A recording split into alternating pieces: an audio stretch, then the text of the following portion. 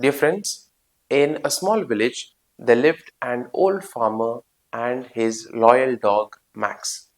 For 12 years, they were inseparable. The dog followed him everywhere, to the fields, to the market, and along the village roads. Then one day, the farmer had to leave for a long journey. Before leaving, he touched Max's head and said, "Wait for me, I will come home." Days passed, then weeks, then months. The farmer never returned. The villagers told the old dog, "You should stop waiting. He isn't coming back." But every evening, as the sun began to set, Max walked up to the gate. He sat there watching the road. One rainy evening, after many years, a tired old man appeared at the end of the path. It was the farmer. He had lost everything during his journey and had struggled for years to return. But one thing gave him hope, that someone was still waiting for him. When Max saw him, the old dog slowly stood up. His tail began to wag. After all those years, the farmer had come home.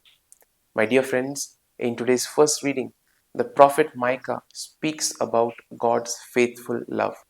Even when his people have wandered away, God does not abandon them. Now, Micah asks, "Who is a God like you, pardoning iniquity and pausing over transgressions?"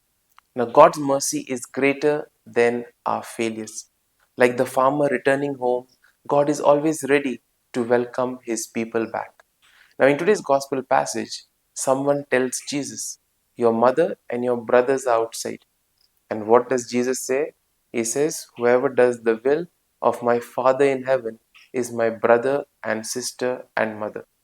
Now, Jesus is not rejecting his family, he is revealing something deeper.